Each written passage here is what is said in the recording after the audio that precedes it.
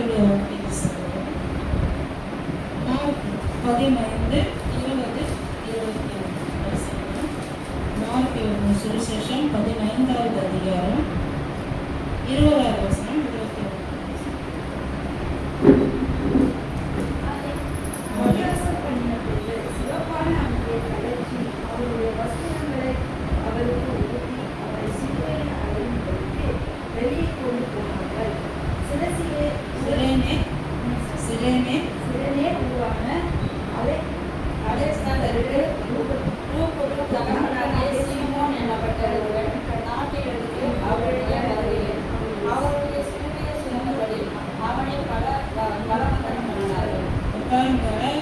இயேசு கிறிஸ்து சிலுவையை சுமந்துக்கிட்டு போறாரு.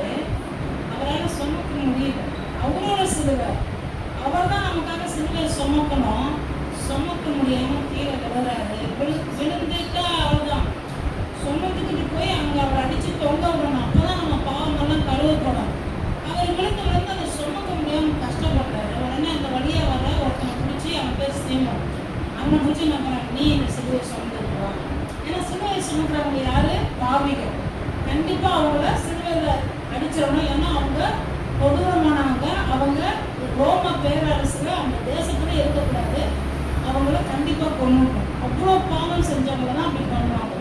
இவன் பாவம் வழியில போயிட்டு இருந்தவனை பிடிச்சி இந்த சிலுவை சுமந்துருவாங்க. இருக்காங்க பலவந்தம் பண்றாங்க. பலவந்தம் பண்ணி இயேசுவுக்கே ஒரு உதவிய தேவன் பிதாவாகிய தேவன் கொண்டு பண்ணாரு. இல்லை இவர் சிலுவையை சுமந்துக்கிட்டு போக முடியாம அங்கேயே கிடந்தா இவங்களுக்கு வெறுப்பாயை அடிச்சே கொண்டு வராங்க.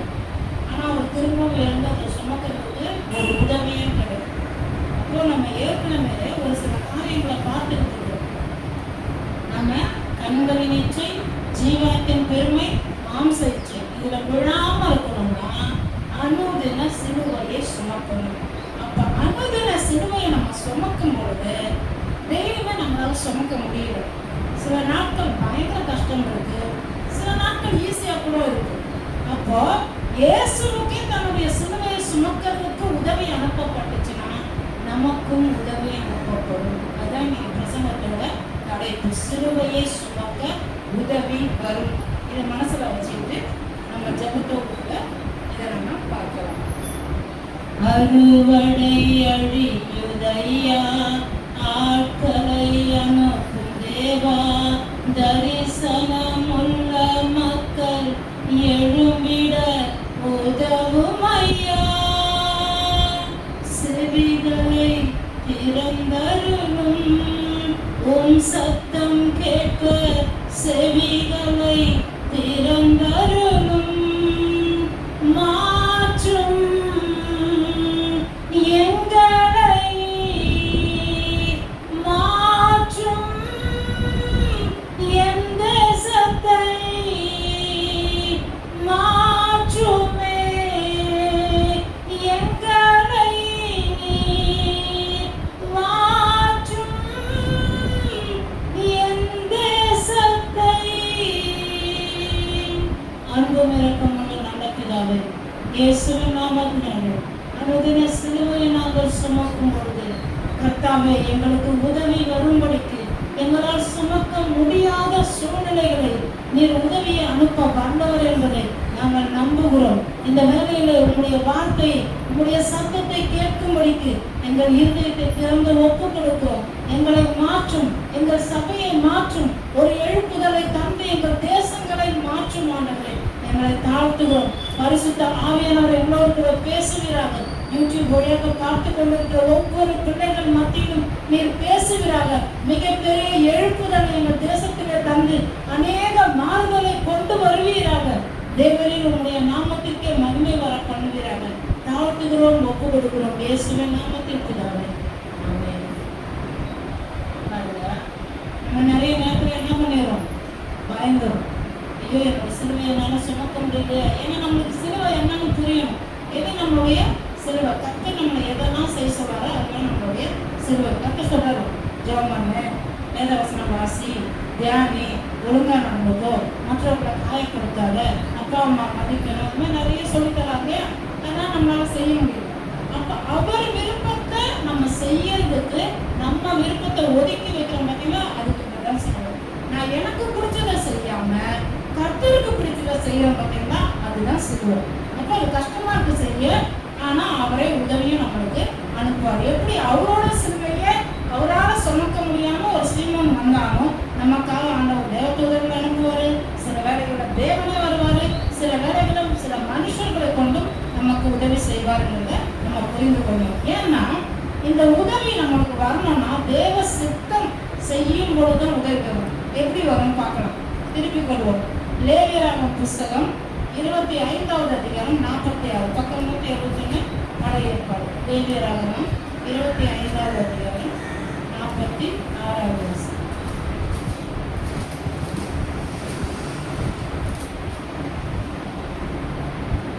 அவர்களை உங்களுக்கு பின்வரும் உங்கள் சந்ததியரும் சிறுதேசங்களில் நீங்கள் அவர்களை சுதந்திரமாக்கிக் கொள்ளலாம். என்றும் அவர்கள் உங்களுக்கு அடிமைகளாய் இருக்கலாம். உங்கள் சகோதரராகிய இஸ்ரவேல் புத்திரரோ ஒருவரை ஒருவர் கொல்லுமாறு ஆகிறார்கள்.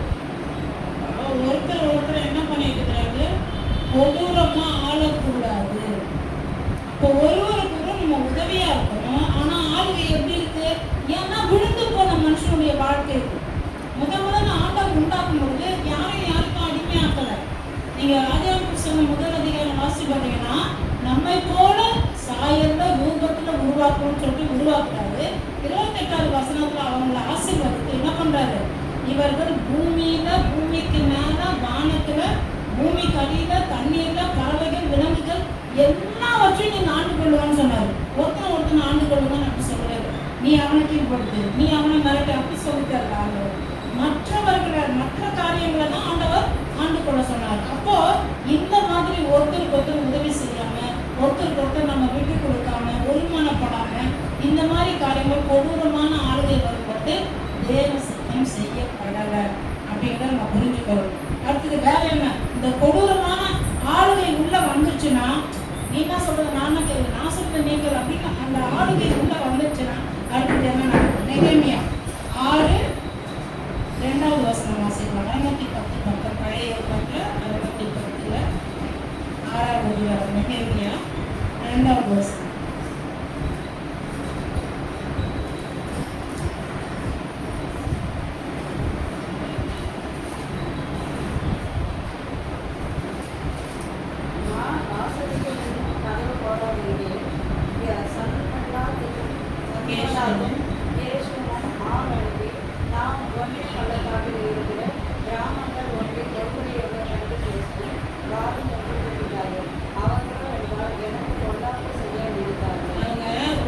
ஒருவர் என்ன பண்றாங்க? விட்டு கொடுத்துட்டாங்க. அவங்க கூடி பேச போறாங்க. நம்ம இன்னும் நல்லா பேச போறோம்னு நினைக்கிறோம்.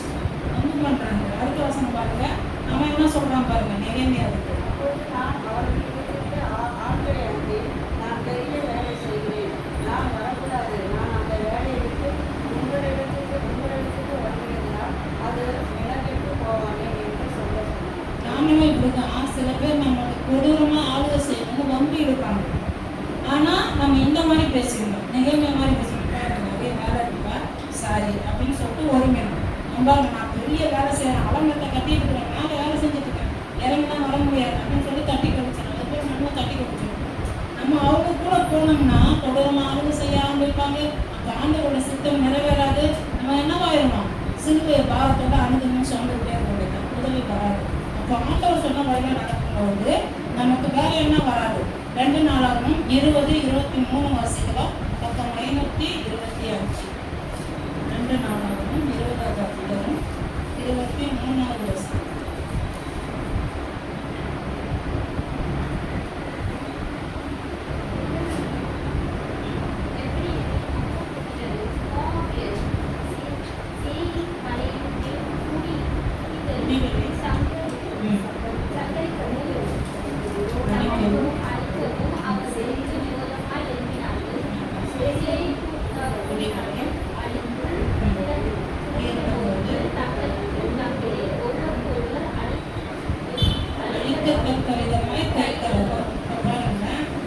கொடூரமான ஆளுங்க வந்துச்சுன்னா அடுத்தது பம்பு பண்ண வந்துடுவாங்க, அடுத்தது அடிக்க போடுவாங்க. ஸோ அதனால தான் நம்ம இந்த விஷயங்கள்லாம் கொஞ்சம் ஜாக்கிரதையாக இருக்கும். ஏன்னா இன்னைக்கு சபைக்குள்ளேயே இது மாதிரி நடக்குது, கிறிஸ்தவர்களுக்குள்ளேயே நடக்குது, வீட்டுக்குள்ளேயே நடக்குது, அண்ணன் தங்கச்சிக்குள்ளேயே நடக்குது, அக்கா தம்பிக்குள்ளே நடக்குது, சகோதரர்களுக்குள்ளே நடக்குது, கணவன் மனைவிக்குள்ளே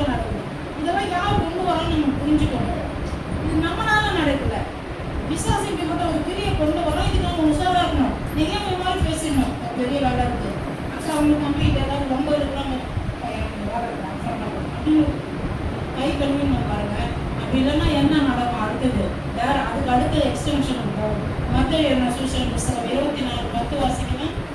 மத்தேயு 24:10 பக்கம் 37 புதிய ஏற்பாட்டுல. அப்பொழுது அநேகர் இடையர்களையும் ஒருவருக்கொருவர் காட்டி கொடுத்து பகைக்கிறார்கள். இப்போ இந்த வார்த்தை யாசிக்கிற இயேசு சொல்றாரு, உலகத்தின் கடைசி காலம் அதை பற்றி சொல்லும்போது தான் சொல்றாரு. ஆனா இது அப்பத்துல இருக்கு. கடைசி காலம் இன்னும் வரல, பூமி அழியிற சூழ்நிலைக்கு நம்ம இன்னும் வரல. அப்போ இயேசு சொல்லும் போது இதெல்லாம் இருக்கு. ஒருத்தர் காட்டி கொடுக்கறது, பகைக்கிறது, இதெல்லாம் நடக்குது. அப்போ பாருங்க, கொடூரமான ஆளுகை வரும்போது பம்பு வருது, பம்பு அழிக்க நினைக்குது. அப்புறம் என்ன பண்ணுது? காட்டி கொடுக்குது. அது தொப்பரம் இல்லையா, அந்த ஆரஞ்சு வச்சுது தொப்பரம் இந்த பச்சைக்கடை சட்டை போட்டுக்கிறாங்க அப்படின்னு காட்டி கொடுத்து என்ன பண்றாங்க? அழிக்க நினைக்கிறாங்க. இதனாலதான் நம்ம என்ன பண்ணணும்? நம்மளுக்குள்ள என்ன இருக்கணும்? ஒரு மனம் கொடுக்கணும். நம்ம புரிஞ்சுக்கணும். ஒருவருக்கு ஒருவர் விட்டு கொடுக்குற காரியம் கொடுக்கணும். ஏன்னா ஒரு மனம்னா நம்ம என்ன நினைப்போம்? என்ன மாதிரியே அவன் யோசிக்கணும்னு நினைக்கிறோம். அதுக்கு பேர் ஒரு மனம் இல்லை.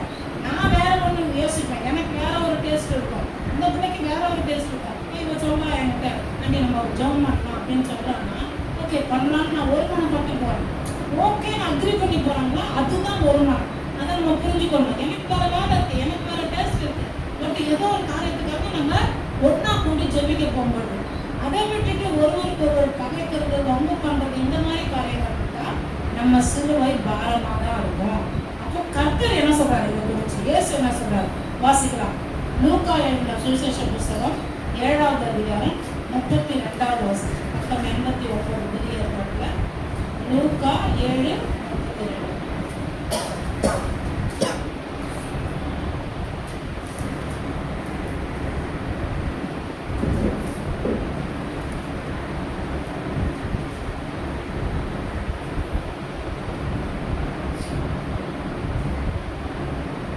சந்தைகளில் உட்கார்ந்து ஒருவரை ஒருவர் பார்த்து உங்களுக்கும் குரல் முடியும், நீங்கள் கூட்டாளிகளே, நீங்கள் வரவில்லை என்று குறை சொல்லுகிறார்.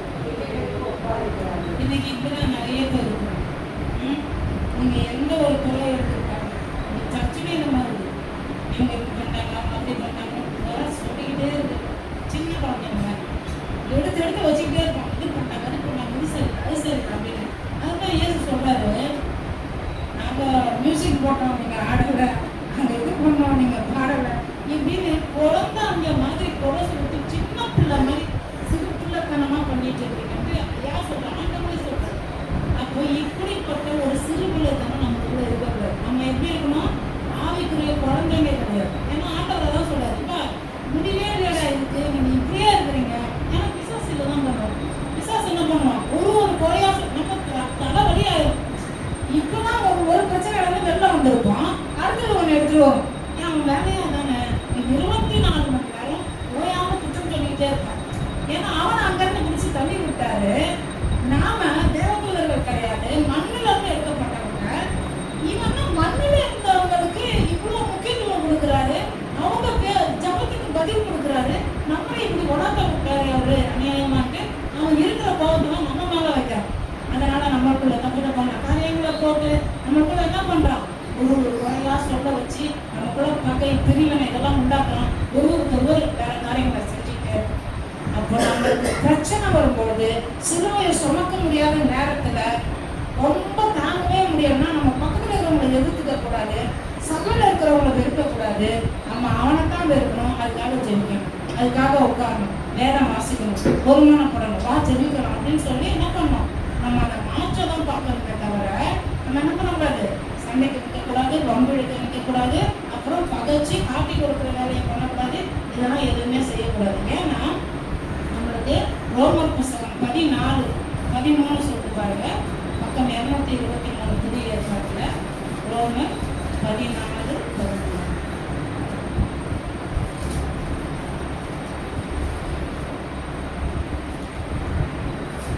இப்படி இருக்க நாம் இனிமேல் ஒருவரை ஒருவர் குற்றவாளிகள் என்று தீர்க்காதிருப்போமாக. நம்ம என்ன சொல்றாரு பாருங்க, இனிமேல் குற்றவாளிகள் சொல்லிட்டு இருக்காருங்க. ஒரு குற்றம் சொல்லிச்சுன்னா ஒரு குற்றம் பண்ணிருச்சு, அப்போ இவங்க அப்பா இவங்களை கண்டிக்கிறாங்கன்னு வச்சுக்கோங்க. இவங்களை பார்க்கும் போதுதான் சொல்லிட்டே இருப்பாங்க.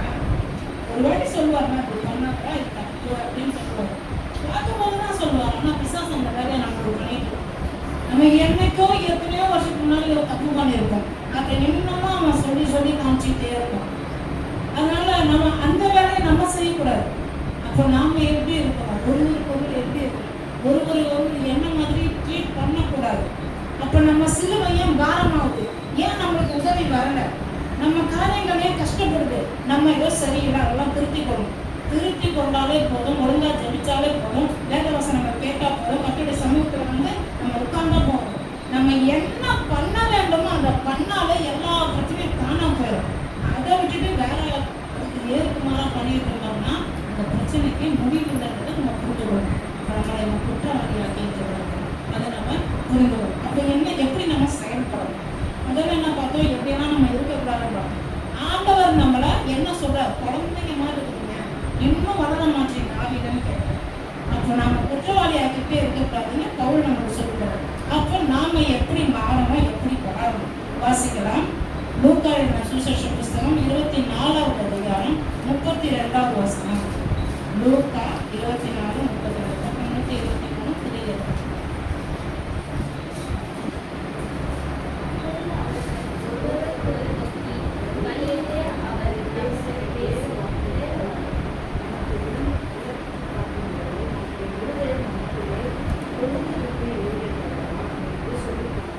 அப்போ வேத வாக்கியம் அதை பத்தி சொல்லும் பொழுது, வேத வாக்கியத்தை எடுத்துரைக்கும் பொழுது உள்ள ஒரு அனல் உண்டாகுது.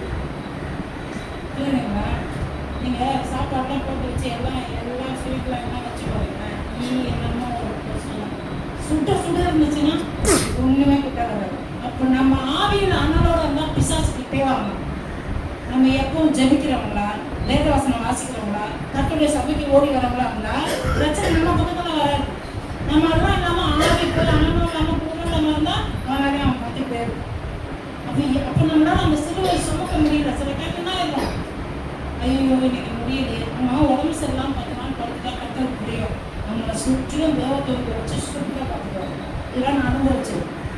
ஆனா நம்ம வேணும்னே பண்ணாம இருக்கக்கூடாது.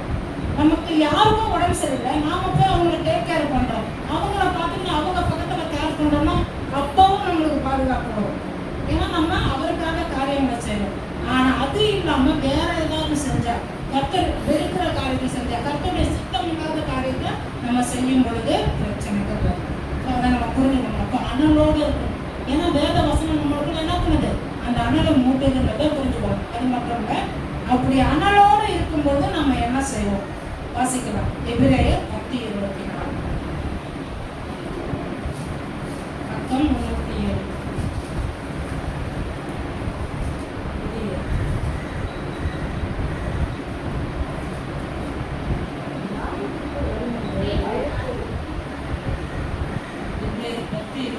மேலும்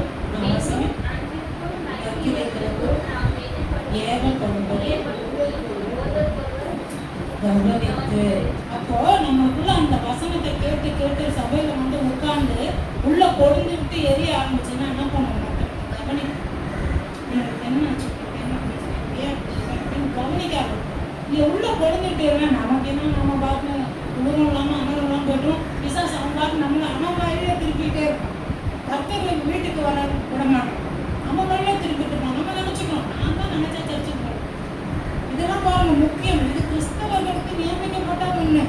நம்ம இதெல்லாம் புரிஞ்சுக்கணும். பாருங்க, கர்த்தருடைய வேதத்தை வாசிக்க தியானிக்க ஓடி வந்து சபையில உட்காரும் பொழுது நம்மளுக்கு நிறைய விஷயம் பிரச்சனைகள்லாம் தன்னால போயிட்டே இருக்கும். நம்ம அதை புரிஞ்சுக்காம நான் கஷ்டப்பட்டு போய் இந்த ஞாயிற்றுக்கிழமை சம்பாதிக்கணும்னு போனாதான் எனக்கு பண்ணாதான் எனக்கு சம்பளம் நினைக்கிறேன். பைபிள்ல ஒரு காரியம் இருக்கு, ஆண்டவர் 7வது நாள் உனக்கு சூப்பரா எல்லாம் சாப்பாடுலாம் கிடைக்கும்னா 6வது நாள் அதை எடுத்து வச்சுட்டு நான் பார்த்துக்கிறேன், 7வது நாள் என் ஆலயத்தில் வந்து உட்காருங்கிறார். அப்போ நம்ம 7வது நாள், அதாவது ஞாயிற்றுக்கிழமை வந்து ஆண்டவருடைய ஆலயத்தில் உட்கார்ந்தா நாம வெட்கப்பட்டு போக மாட்டோம், நம்மளுக்கு சம்பளம்னா குறையாது. இதெல்லாம் நான் ப்ராக்டிக்கலாக நிறைய பார்த்துருக்கேன். நான் சும்மா இதை படிச்சுட்டு வெறும் வசனத்துக்காக சொல்லலை, நிறைய என் லைஃப்ல நான் அனுபவிச்சு கர்த்தர் தான், வசனம் தான் முக்கியம் கற்றுக்கொண்டேன். ஸோ அதனால நான் சொல்றேன் பாருங்க, நாம இதுக்கு முக்கியத்துவம் கொடுக்க சிலுவையை சுமக்க நம்மளால சுமக்க முடியாத பாரம் வரும்போது உதவி வரும், நிச்சயமா ஒரு உதவி. நம்ம நினைப்போம் சில டைம் தூங்கிடும், நமக்கு தெரியாது.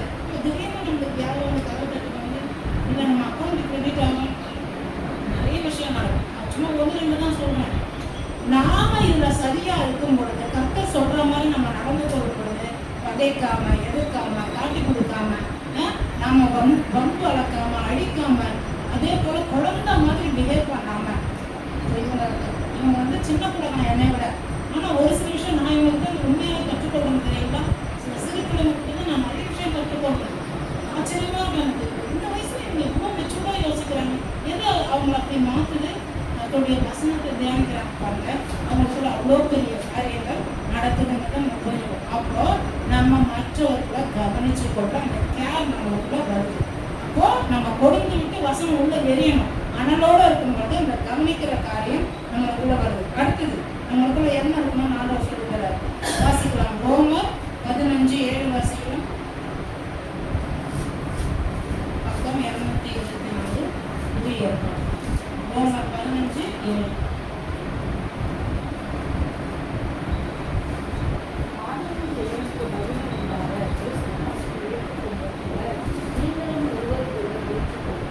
கிறிஸ்து ஏற்றுக்கொண்டார். அதனால நம்மளும் என்ன பண்ணணும்? உங்களை கிறிஸ்து நேசிக்கிறாருன்னா நானே உங்களை நேசிதான். எனக்கு இவங்க நல்ல ட்ரெஸ் பிடிக்கல, கலர் எனக்கு பிடிக்கல, எங்க ஹஸ்பண்ட் பிடிக்கல, இவங்க என்ன இது ஜாதி எதுவும் எனக்கு பிடிக்கல. ஆனா கிறிஸ்து உங்களை ஏற்றுக்கொண்டார், கிறிஸ்து உங்களை ரட்சிக்கிறாரு. அதனால நானும் அக்செப்ட் பண்ணிதான். அதுக்காக நான் போய் அவங்க வீட்டில் அவங்களோட ஒன்று கலந்து அப்படி இல்லை. அவங்க நான் அக்செப்ட் பண்ணிக்கணும். அவங்க என்னுடைய சபையில ஒரு ஆள் அப்படின்னு நாம அப்படி பார்க்கும்போது தான் என்ன ஆகுது? நம்மளுடைய காரியங்கள் நம்ம சிலுவைக்கு உதவி வரும். நாம கஷ்டப்படும்போது நமக்கு உதவிகளை தேவன் அனுப்பான். நம்ம அனுதின சிலுவையை சுமக்கும் போது நமக்கு உதவி வரணும்னா இதெல்லாம் நம்ம ஃபாலோ பண்ணும்போது நமக்கு உதவி வரும். அடுத்தது அனலோடு இருக்கணும்னா நம்ம வேத வசனத்துக்கு செவி கொடுக்கணும். அப்பதான் நம்ம கவனிச்சு பார்ப்போம். அது மட்டும் இல்லை, நமக்கு அந்த அன்பு நற்கிரியை செய்யறதுக்கு நம்ம ஏவுவார் பரிசுத்தாகும் கவனிக்கும் போது தான் அதை நம்ம புரிஞ்சுக்கணும். இப்போ என்ன பண்றோம்? கிறிஸ்துவே இவங்களை ஏற்றுக்கொண்டாரு. நான் யார் நடுவில் தடையா இருக்கேன்? நானும் அவங்க ஏற்றுக்கிறேன். எங்க சர்ச்சை அவங்க பிள்ளை அவங்கள பற்றி யாராவது எதாவது சொன்னா தயவுசெய்து அவங்க பற்றி பேசாதீங்கன்னு சொல்லிட்டு நிகழ்மைய மாதிரி சொல்லிடணும். இல்லைப்பா எனக்கு வேலை இருக்குவாங்க உட்காந்து அப்படியா அந்த சிஸ்டர் இப்படிலாம் பண்றாங்களா அப்படி உட்காந்து கேட்கக்கூடாது. கேட்டோம்னா பிசாசு இன்னும் மூட்டையாக புழுக ஆரம்பிப்போம். இதெல்லாம் நம்ம செய்யவே கூடாது. நம்ம அதில் மாட்டிக்கிறோம் அந்த காரியத்தில். அடுத்தது குலசரிக்கு நிருபம் 3வது அதிகாரம் 13வது வசனம் பக்கம் 277.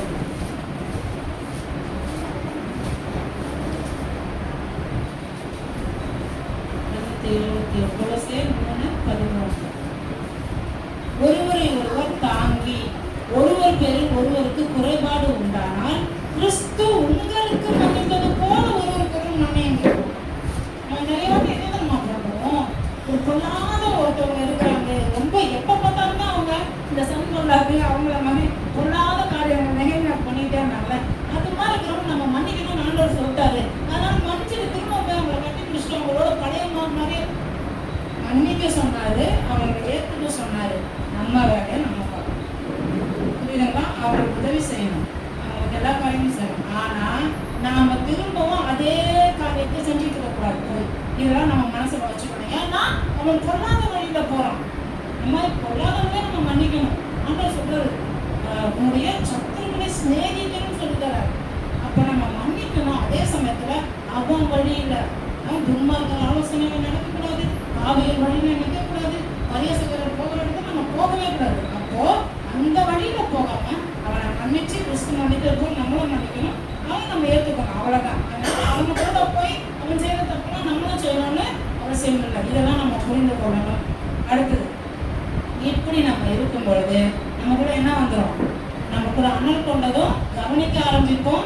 கவனிச்சு கிறிஸ்து போல ஏற்றுக்கொள்ளுவோம். ஏற்றுக்கொள்ளும் போது மன்னிக்கிற தன்மை நம்மளுக்குள்ள வருது. மன்னிக்கிற தன்மை வந்துட்டு பசுக்காவே நம்மளுக்குள்ள என்ன பண்ணுவாங்க?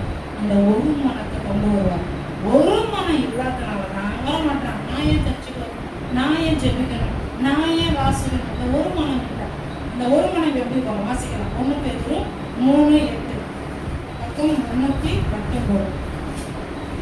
1 பேதுரு 3வது அதிகாரம் 8வது வசனம். மேலும் நீங்கள் எல்லாரும் என்ன சொல்லிட்டு, நீங்கள் எல்லாரும் ஒருமனப்பட்டவர்களும் இரக்கம் உள்ளவர்களும் சகோதர சிநேகம் உள்ளவர்களும் மன ஒழுக்கம் உள்ளவர்களும் இணக்கம் உள்ளவர்கள், இறக்கம் வேற இணக்கம் வேற. அவங்களோட சேர்ந்து போகும், அவங்களோட ஒத்து போகும். நான் சொல்றேன், இப்போ நம்ம ஜெபிக்க நான் சில காரியம் கொடுத்தாங்க அப்படின்னு நான் சொல்றேன். அவங்க ஜெபிக்கிட்டு வந்துட்டு நீங்க ஏதாவது யோசிச்சுட்டீங்கன்னா என் கூட நீங்க வருமானம். அப்போ நான் ஜெபிக்கும் பொழுது உங்க வாயிலிருந்து ஆட்டோமேட்டிக்கா யாரோ ஒரு சகோதரனுக்காக நான் ஜெபிக்கும் பொழுது நீங்க ஆமென் சொல்லும்போது தான் என் கூட அக்ரி பண்றீங்க. ஏன்னா வசனம் நம்மளுக்கு என்ன சொல்லுது வாசிக்கலாம். மத்தேயு 18:19.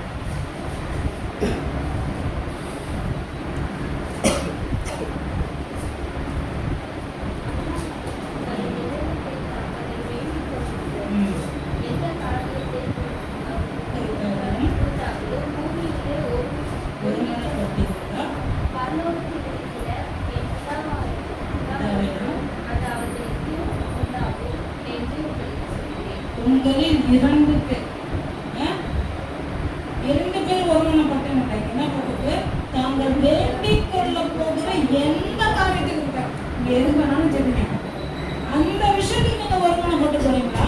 இவங்க ஜெபிக்க போறாங்க, நாமே சொல்ல போறேன், நானே சொல்றேன், ஸ்தோத்திரம் சொல்ல போறேன், கர்த்தாவே அப்படி ஆகட்டும் நான் சொல்ல போறேன். அதுக்கு ஒருமனப்படுறேன்னா அப்ப என்ன ஆகுதா அந்த விஷயம் உண்டாயிடும். இப்போ பிரதர் சொல்றாரு, எனக்கு வீடு கஷ்டமா இருக்கு ஜெபிங்க அப்படின்னு சொல்றாரு. ஓகே பிரதர் அப்படின்னு சொல்லிட்டு நான் நல்லவரையும் ஒரு நல்ல வீட்டை உண்டு பண்ணுவேன். ஏன்னா வசனம் சொல்லுது கர்த்தர் வீடு இல்லாதவங்க வீட்டை உண்டு பண்ணுவான்னு சொல்லுது. அப்போ நான் சொல்லும்போது அவரும் ஒருமனம் பண்ணணும். சிஸ்டர் வீட்டை பண்ணணும் எப்போனா எப்படி ஒருமனமே இல்லை. நான் மூச்சு வாங்கி இது ஜெபிச்சா அப்புறம் ஒருமனம் இல்லாத இடத்துல அது உண்டாகாது. அப்போ ஜெபிக்கிறவர்கள் ஜெபிக்கும் போது நான் ஒருமனப்பட்டு ஆமென் சொல்லணும், அல்லேலூயா சொல்லணும், ஸ்தோத்திரம் சொல்லணும். ஆமென்னா அது அப்படியே ஆகட்டும்னு அர்த்தம். ஆண்டவரே இந்த வார்த்தையின்படியே என் வாழ்க்கையில நடக்கட்டும்னு அர்த்தம். அப்போ ஒருமனப்படும் போது தான் அது உண்டாகுன்றார். இது வரைக்கும் இல்லைனாலும் ஆண்டவர் அதை புதுசா உண்டு பண்ண வல்லவர் அப்படிங்கிறத நம்ம புரிஞ்சுக்கணும். அப்போ வசனம் சொல்லுது ஆமோஸ் 3:3 2 பேர் ஒருமனப்பட்டிருந்தால் ஒழிய ஒருமைக்கு நடந்து போவார்களோ. இப்போ நாங்கள் கூட ஒரு கடையில் எங்கேயும் போனோம்னா எனக்கு அந்த ஊர் பிடிக்காது, எனக்கு இந்த ஊருக்கு பிடிக்காது, சரி நீ அப்படி போனா எப்படி வேணா போகுது, புரியுதுங்களா? அப்போ 2 பேர் சரி பரவாயில்ல, உங்களுக்கு பிடிக்கல வாங்க வேணா, எனக்கு பிடிக்கலன்னா பரவாயில்ல நம்ம வேணா போகலாம் அப்படின்னு போகும்பொழுது ஒருமனப்படணும். எங்களுக்கு ஒன்னஸ் இல்லை.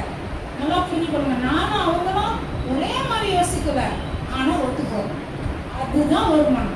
அப்போ சபையில கொடுக்குற காரியங்கள் நிறைய நமக்கு பிடிக்கல ஆண்டவர் சொல்றது. ஆனா பரவாயில்ல ஏற்றுக்கொள்றேன். ஏன்னா என்னுடைய சிலுவை என்னால் தனியா சுமக்க முடியல. சில வேலைகள் என் சிலுவை எனக்கு பாரமா இருக்கு. இந்த அணுகல சிலுவை சுமந்தாதான் எனக்கு வெற்றி, நான் தேவனுக்கு போய் சேர முடியும்னு எனக்கு கற்றுக் கொடுக்குறாங்க. சுமக்க முடியாத நேரத்தில் எனக்கு உதவி அவர் அனுப்புவானா நான் இதெல்லாம் வாழணும். இப்படி நான் வாழும் பொழுது எனக்கு எல்லா நன்மைகளும் உண்டாயிருக்கும். அதான் சொல்லு அவரு அவங்களுக்கு 2 பேரும் ஒருமனப்பட்டு ஜெபிக்கும் பொழுது எதை குறிச்சு நீங்க ஜெபிச்சாலும் பணத்துக்காக, வீட்டுக்காக, உறவுக்காக, சந்தோஷத்துக்காக, சமாதானத்துக்காக, நட்புக்காக, உங்க மார்க்குக்காக, எக்ஸாமுக்காக, எந்த காரியத்தை குறித்தாகிலும் நீங்க வேண்டிக் கொண்டா உண்டாகும், கண்டிப்பா வரும்ன்றார். ஆண்டவர் எவ்வளவு ப்ராமிஸ் பண்ணி சொல்றாரு.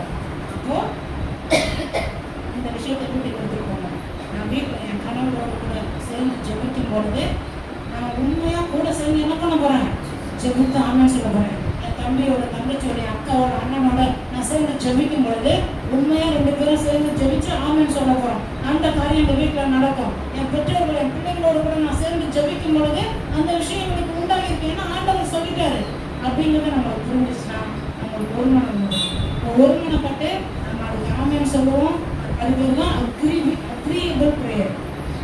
ப்ரேயர்ல ஒரு வகை, டைப்ஸ் ஆஃப் ப்ரேயர், ஜபத்தின் வகைகள்ல ஒரு வகை அக்ரியபிள். நம்ம அதுக்கு ஏற்றுக்கொள்ளணும், அதை அக்செப்ட் பண்ணணும், அதுக்கு ஆமென் சொல்லணும், ஒருமனப்படணும் அந்த ஜபத்துக்கு. அந்த ஜபத்தை யாராலையும் தடுக்க முடியாது, மனுஷனே நினைச்சாலும் மாற்ற முடியாது. ஏன்னா 2 பேர் பூமியில ஒருமனப்பட்டுட்டாலே அது உண்டாகும்னு ஆண்டவர் சொல்றாரு. இன்னைக்கு நம்ம ஒரு சபையா யூடியூப்ல வர சில பேர் என் கூட சேர்ந்து நம்ம கூட சேர்ந்து ஒருமனப்பட போறாங்க. அப்போ எல்லாருமே ஒருமனப்படும் போது அந்த காரியம் நமக்கு உண்டாகும். ஆமென். இந்த ஒரு விஷயத்தை நீங்க வீட்டு எடுத்துக்கோங்க. நம்ம ஜெபித்து நிறைவு செய்யலாம். அன்பும் இரக்கமுள்ள நல்ல பிதாவே, இயேசுவின் நாமத்தினாலே உலகத்தில் வருகிறோம், நன்றி செலுத்துகிறோம். நன்றி கர்த்தாவே. நாங்கள் சிலுவையை அனுதினமும் சுமக்கும் பொழுது ஆண்டவராகிய இயேசு கிறிஸ்துவுக்கு சிலுவையை சுமக்க உதவி வரும்படிக்கு சீமோன் என்கிறவனை பலவந்தம் பண்ணினார்களே, அது போல தேவன் பிதாவாகிய கர்த்தர் எங்களுடைய சிலுவை, அனுதின சிலுவையை சுமக்கும் பொழுது, எங்களுக்கு வேதனைகள் வரும் பொழுது, சுமக்க முடியாத சூழ்நிலைகள், பாரங்கள் வரும் பொழுது உதவி நிச்சயமாக வரும். கர்த்தர் எங்களுக்காக உதவிகளை அனுப்புவார். அதற்காக நாங்கள் எங்களுக்குள்ளே ஒருவருக்கொருவர் கடித்து பட்சித்துக் கொள்ளாமல், காட்டி கொடுக்காமல், பகைக்காமல், வம்பிழுக்காமல், ஆண்டவரே நாங்கள் ஒருவர் நேசித்து எங்களுக்குள்ள வேத வசனங்கள் அனல் மூட்டி நாங்கள் ஒவ்வொரு நாளும் குழந்தை போல இல்லாமல் ஆவிக்குரிய வளர்ச்சியிலே வளர்ந்து தேவனுடைய தயவை பெற்றுக்கொண்டவர்களாக எங்கள் பிள்ளைகளுக்காக, சகோதரர்களுக்காக அன்பினாலும் நற்கிரைகளினாலும் நாங்கள் ஏவப்பட்டு ஒருவரை ஒருவர் கவனித்து ஆண்டவரே நாங்கள் ஒருமனப்பட்டு ஜெபிக்கும் பொழுது உங்களுடைய வார்த்தை சொல்லி இருக்கிறது, இந்த பூமியில இருவர் ஒருமனப்பட்டு எந்த காரியத்தை குறித்தாலும் வேண்டிக் கொண்டால் அது அவர்களுக்கு உண்டாகும் என்று. இதோ இதை யூடியூப் வழியாக பார்த்து கொண்டிருக்கிற பிள்ளைகள் அவர்கள் எந்த காரியத்தை குறித்து வேண்டிக் கொண்டாலும், அவர்கள் குடும்பத்தில், அவர்கள் சகோதரர்கள் மத்தியில, அவர்கள் தேசத்தின் மத்தியில அவர்கள் எந்த காரியத்தை குறித்தாலும் வேண்டிக் கொண்டால் அது உண்டாகட்டும் என்று ஆசீர்வதிக்கிறேன். இதோ நாங்கள் சபைக்காக, எங்களுடைய சபைக்காக ஆண்டவரே எங்களை தேசத்திலே மாற்றங்களை கொண்டு வரும்படி அருமையான எங்களுடைய மேய்ப்பனை கொண்டு நீர் நடத்தி கொண்டிருக்கிறீர்கள். நாங்கள் ஒருமனப்பட்டு ஒவ்வொருவரும், ஒவ்வொரு சகோதரனும் சகோதரியும், சிறு பிள்ளைகளும், வாலிபர்களும், தாய்மார்களும், தகப்பனார்மார்களும் எல்லாரும் நாங்கள் ஒருமனப்பட்டு ஜெபிக்கும் பொழுது எந்த காரியத்தை குறித்து நாங்கள் வேண்டிக் கொள்கிறோமோ, சபைக்காக மாத்திரமல்ல, எழுப்புதலுக்காக மாத்திரமல்ல, எங்கள் குடும்பத்திலே வருகிற பிரச்சனைகள், சவால்கள் மத்தியில எல்லாவற்றையும் நாங்கள் ஜெயித்து ஆண்டவரே வசனம் சொல்லுகிறது யாக்கோபு 4:7 தேவனுக்கு கீழ்ப்படிந்திருங்கள், அப்பொழுது பிசாசுக்கு எதிர்த்து நிற்பீர்கள் என்று. நாங்கள் பிசாசுக்கு எதிர்த்து நிற்கிற வண்ணமாக தேவனோடு கூட ஒருமனப்பட்டு, கர்த்தருடைய ஊழியக்காரர்களோடு ஒருமனப்பட்டு, கர்த்தருடைய விசுவாச பிள்ளைகளோடு ஒருமனப்பட்டு, நாங்கள் அன்பின் குடும்பமாய் ஒருமனப்பட்டு எந்த காரியத்தை நாங்கள் வேண்டிக் கொள்கிறோமோ அது எங்களுக்கு உண்டாகும். இதோ எங்கள் தேசத்திலே நாங்கள் அநியாயமான சில காரியங்களை கேள்விப்படுகிறோம். சிறு பிள்ளைகள், வாலிபர்கள், ஆண்டவரே பெண் பிள்ளைகளை குறித்து வருகிற வேதனையான காரியங்கள் இயேசுவின் நாமத்தினால இன்றோடு அழிந்து போகட்டும் என்று நாங்கள் ஒருமனப்பட்டு ஜெபிக்கிறோம். அது எங்களுக்கு உண்டாகட்டும். ஆண்டவரே போதை வஸ்துகளினாலே அநேக பிள்ளைகள் வழி தவறி போய் கொண்டிருக்கிறார்கள். இயேசுவின் நாமத்தினாலே அப்படிப்பட்ட கிரியைகள், பொல்லாங்கான கிரியைகளுக்கு எங்கள் தேசத்தில் இடம் இல்லை என்பது அதை நாங்கள் இயேசுவின் நாமத்தினாலே அனுமதியை மறுக்கிறோம். ஆண்டவரே அது அப்படியே ஆகட்டும். நாங்கள் ஒருமனப்பட்டு ஜெபித்து விட்டோம், ஒருமனப்பட்டு வேண்டிக் கொண்டோம், அது எங்களுக்கு உண்டாகும். எங்கள் தேசத்துல எழுப்புதல் வர முடியாமல் கிறிஸ்தவர்கள் மத்தியில, கிறிஸ்தவ குடும்பங்களின் மத்தியில, திருமண வாழ்க்கையின் மத்தியில ஆண்டவரே, பிள்ளைகள் மத்தியில, தேசங்களில் ஆண்டவரே அநேக காரியங்களை, குழப்பங்களை கொண்டு வருகிற எப்பேற்பட்ட காரியங்களாக இருந்தாலும், வழக்குகள், எதிர்ப்புகள், ஆண்டவரே வம்பு கொண்டு வருகிற காரியங்கள் எல்லாவற்றையும் இயேசுவின் நாமத்தினாலே முடக்கி போடுகிறோம். இயேசுவின் நாமத்தினாலே அவைகளை எல்லாம் கட்டுகிறோம். ஆண்டவரே தேவரே நீர் பெரிய காரியங்களை எங்கள் வாழ்க்கையிலே செய்வீர். எல்லா சூழ்நிலையும் நாங்கள் விடுதலை உணர்வோடு நாங்கள் ஜெபிப்பதை, எதிலே நாங்கள் ஒருமனப்படுகிறோமோ அதிலே நாங்கள் ஜெயம் உண்டாக்கும் என்று நம்புகிறோம், விசுவாசிக்கிறோம். இயேசுவின் நாமத்தினாலே எங்களுக்கு ஜெயம் உண்டாகட்டும். இனி வருகிற நாட்களிலே, இந்த வருஷத்திலே நீர் கொடுத்த வாக்குத்தத்தத்தின்படியே எங்களை உருவாக்கி அற்புதமாய் வணிந்து கொண்டிருக்கிறீர். நாங்கள் பயப்படாமலும் இருந்து கர்த்தர் எங்களோடு கூட துணையாய் நிற்கிறதுனால் நாங்கள் எல்லாவற்றையும் ஜெயித்து ஜெயம் பெறுவோம். உடைய நாமத்திற்கே மகிமை உண்டாக்கும்படிக்கு எங்களை ஜீவனுள்ள சாட்சியால் மாற்றுவீராக. உமக்கு துதிகர மகிமை யாவற்றையும் நிறைவேற்றுவோம். இயேசுவின் நாமத்தில் பிதாவே. ஆமென்.